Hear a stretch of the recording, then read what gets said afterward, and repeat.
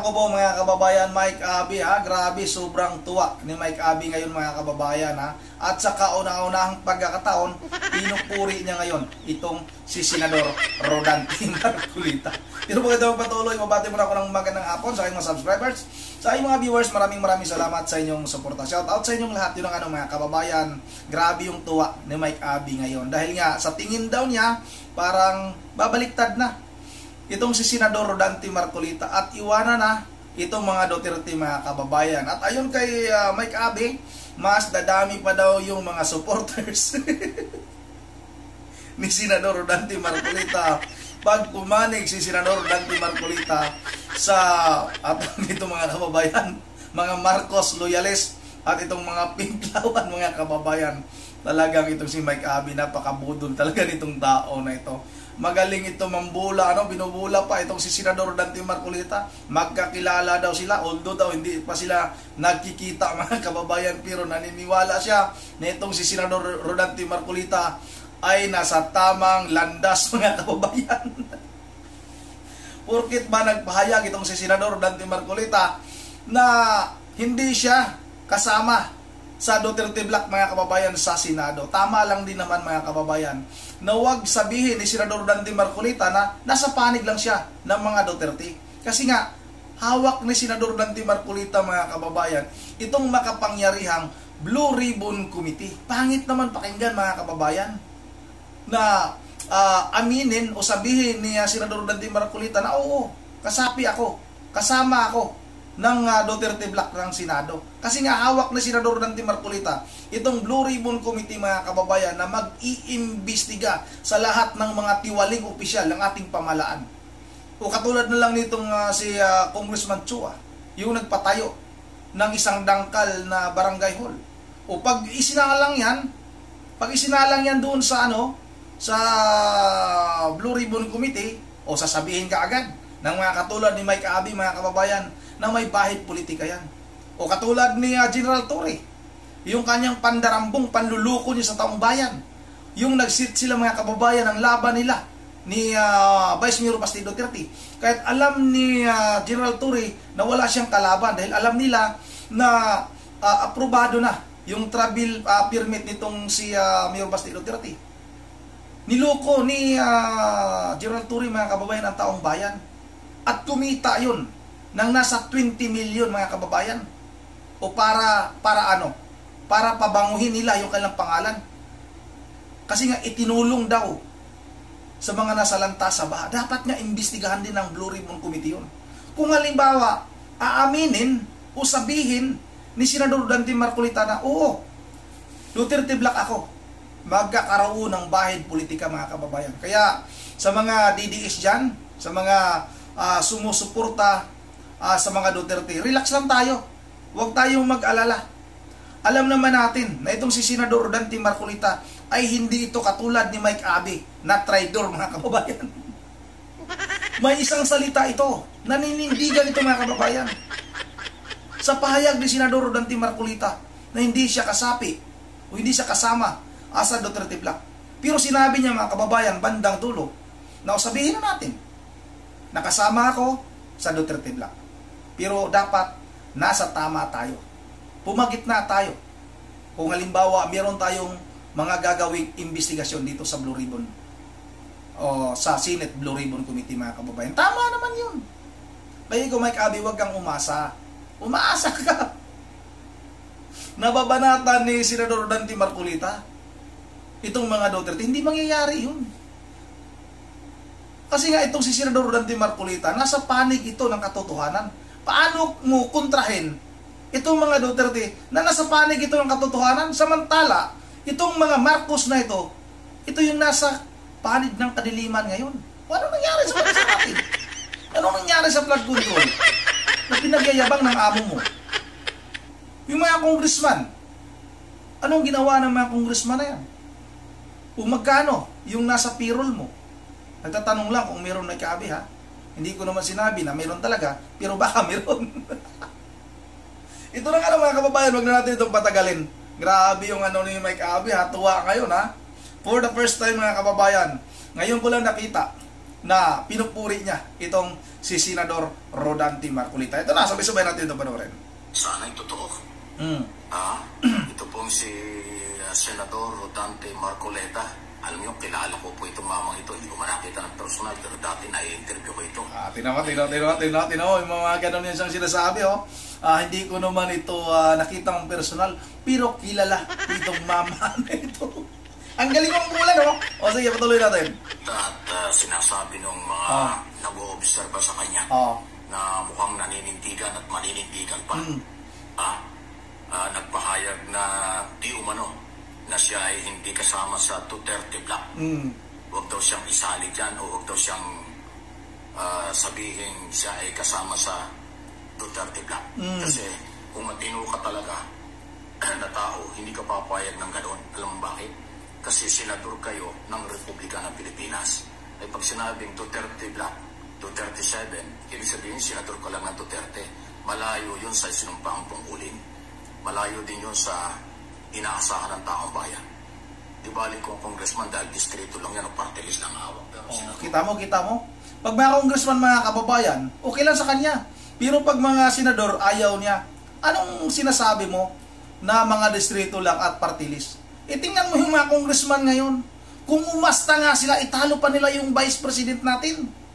Grabe sila makapangbintang. Ikaw naman, Mike Abe, para namang hindi mo nakikita kung ano ang ginagawa ng mga congressman na yan. Itong si Congressman Tamba, mga kababayan, itong si Lalay, tingnan ninyo. Akala mo kung umasta, mas mataas pa siya kay Pangulong Marcos. Di ba sinabi na ng kapatid ni Pangulong Marcos na si Senador Amy Marcos, mga kababayan, na yung nagpapatakbo ng ating pamahalaan ngayon ay Romualdez at Araneta. O, tingnan nyo. Tapos, sinasabi mo na okay lang pag mga congressman, pero itong mga senador hindi pwede na magbuo ng isang alyansa, mga kababayan. Grabe talaga ito si Mike Abe. Ang galing mong mangbula. Sobrang galing mong mangbula. Akala mo siguro lahat ng tao kaya mong bulahin. Hinayupak itong hindot na ito. Ito, patuloy natin ito. So siguro naiintindihan. Ako naman naniniwala akong matalino, in prinsipyo kahit paano, si Senator Marcolita. Kung totoo yung tila siya magiging neutral, hindi siya magpapagamit. Kita niyo ngayon, mga kababayan, may prinsipyo na ngayon si Senador Rodante Marcolita dahil nga medyo nagpahayag itong si Senador Rodante Marcolita na hindi siya kasama sa Duterte Black, mga kababayan. Ulitin ko lang, tama din naman yung sinabi ni Senador Rodante Marcolita. At sa lahat ng mga DDIs, wag tayong magpanik. Dahil kilala natin, alam natin kung anong klaseng pagkatao itong si Senador Rodante Marcolita. Hindi ito traidor. Hindi ito katulad ni Mike Abe, mga kababayan. Kaya ulitin ko, relax lang tayo. Ngayon ay talagang pinupuri na ni Mike Abe itong si Senador Rodante Marcolita, mga kababayan. Sa mga Duterte Black, o siya magiging independent sa galaw ng Senado, lalo na siya po yung chairman ng makapangyarihang Blue Ribbon Committee, ay palagay ko ay mas tama. Senador, baka po kayo nakikinig sa akin. Alam ko namang nakakarating sa inyo ang aking mga topic. Isa lang ito, wala namang personalan. Ako naniniwala kung magiging neutral po kayo dyan sa Senado at hindi kayo masyadong magpapa-identify sa mga Duterte, mas marami kayong taga-suporta. Mas maraming maniniwala sa inyo. Kasi nung kayo po'y nasa Kongreso, lalo na po nung kainitan ng ABS-CBN franchise, napakagaling po ninyo. Maraming sumaludo sa inyo, maraming naniwala sa inyo. Okay? Tingnan nyo kung gaano ka-trader itong tao na ito. Noong nakarang araw, mga kababayan, noong mga nakalipas na araw, sinisiraan niya itong si Senador Rodante Marcolita. Tapos ngayon, mga kababayan, binubuhat na ngayon yung bangko ni Senador Rodante Marcolita nitong si Mike Abe. Ganitong klaseng tao, mga kababayan, ganitong klaseng journalist, hindi natin ito pwedeng pagkakatiwalaan. Magaling mambula, mambubudol nga, mga kababayan, itong si Mike Abe. Ganun na ganun yung ginawa niya dati kay Pastor Apollo Kibuloy. Di ba? Kaya mag-ingat yung mga taga-suporta nitong si Mike Abe. Kung ako sa inyo, lumayas na kayo dyan. Binubula lang kayo ng tao na ito. Mambubudol ito. Hindi may ginagbago, pero ngayon kay po'y senador-elect na, ng mamamayang Pilipino, Luzon, Visayas, Mindanao at ng lahat ng relihiyon na Pilipino, kayo ay senador. So dapat nga po ay kayo ay maging neutral at amin pong aabangan yan. Okay? Kasi hindi talaga maganda na pakinggan ng isang Senador Marcoleta ay magiging Duterte lang o Duterte Black o Duterte 7 o Senador ng Duterte. Hindi talaga po maganda yan, Senador. Pasintabi na po. Pero kung kayo ay magiging neutral at gagawin ang trabaho bilang senador at kayo magaling na abogado, mas marami po kayong magiging followers at taga-suporta. Hindi lang Marcos loyalists, Marcos supporters ang babalik at maniniwala sa iyo. Pati rin yung mga makaduterte sasama sa iyo. Basta naging neutral ka at panindigan mo kung ano ang hinaing, ano ang karapat-dapat, ano ang gusto ng majority ng mga Pilipino. Alam mo yan, Senador. Good luck. Kung ano man po yan. Kung totoo na ikaw ay nagbabago, kung ikaw ay totoo na ikaw ay maninindigan at hihiwalay sa pamilya ng mga Duterte o mga Duterte, ay palagay ko hindi ka nagkamali. Okay? Aabangan namin at susubayban. Akala nito si Mike Abby, mapapaniwala niya itong si Senador Dante Marcolita. Binubula mo pa itong si Senador Dante Marcolita, Mike Abby. Nangarap kang gising. Parang sumusuntok ka sa buwan, hindi mo naman abot. Ito mga kababayan, ito nga yung tingin ko dito. Dahil nga, hawak na ni Senador Dante Marcolita itong makapangyarihang Blue Ribbon Committee. Kaya nga, ayaw siguro ni Senador Dante Marcolita na mabahiran ng pamumulitika ito. Kasi nga, lahat ng halal, lahat ng public official, mga kababayan, ay pwedeng imbestigahan ng Blue Ribbon Committee. Katulad nga ng sinasabi ko, itong si Chua, itong si Chief PNP Turi, mga kababayan, pwedeng imbestigahan yan ng committee na hawak ni Senador Dante Marcolita, itong Blue Ribbon Committee, mga kababayan. Pag sinabi ni Senador Dante Marcolita na oo, kasama ako sa Duterte Black, sa Duterte lang pumapanig, pangit din naman pakinggan, mga kababayan. Tapos iimbestigahan niya itong mga tao na ito, itong gumawa ng barangay hall na isang dipa, mga kababayan. Nakitang-kita naman natin kung paano niya sinisiraan itong si Vice President Sara Duterte at itong si General Torre, mga kababayan. Nakikita naman natin kung paano nila kinidnap itong si dating Pangulong Duterte. Di ba? Ikaw, Mike Abby, napakahina talaga ng kuko. Pinapaasa lang kayo ni Senador Dante Marcolita, pero bandang huli, mabibigo pa rin kayo. Kaya nga, mga kababayan, naninindigan pa rin itong si Senador Dante Marcolita na wala talaga, tama yung ginawang desisyon ng Supreme Court na i-dismiss na itong impeachment laban kay Vice President Sara Duterte. Naninindigan pa rin, nananatili yung paninindigan ni Senador Dante Marcolita na wala ng jurisdiction ang Senado sa impeachment, mga kababayan. Kung bumaliktad na, di sana pumirma na sa resolusyon, sa ginawang resolusyon ni Senador Risa Hontiveros. Nako po, pag kang umasa, Mike Abby, mabibigo ka lang. Yun ang bakit tayo magtatapos.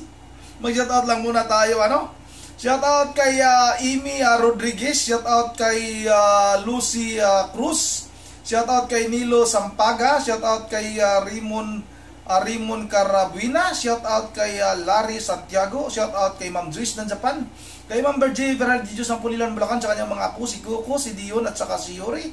Big Gonzales, shoutout kay Ma'am Edisa Borby, kay Imelda Pascua ng Bulacan, shoutout kay Leo Marino, shoutout na rin kay Antonio De Villa, shoutout kay Francisca Montilla, shoutout kay Jaime Marticio, shoutout kay Rally Aurida. Idol, shoutout sa iyo, maraming salamat sa iyong komento. Shoutout na rin kay Cayetano Arellano. Ano masabi, Mike Abby, dapat team song mo, Abby Maria.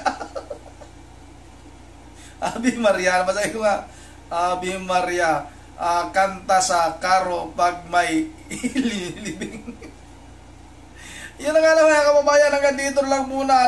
Shoutout natin doon si, sino to, si Odrasi TV. Maraming salamat sa iyo, Odrasi TV, shout out. Odra CR TV. Yun ang andito lang muna. At once again, this is Ronly TV, mo ingat lahat. God save the Philippines.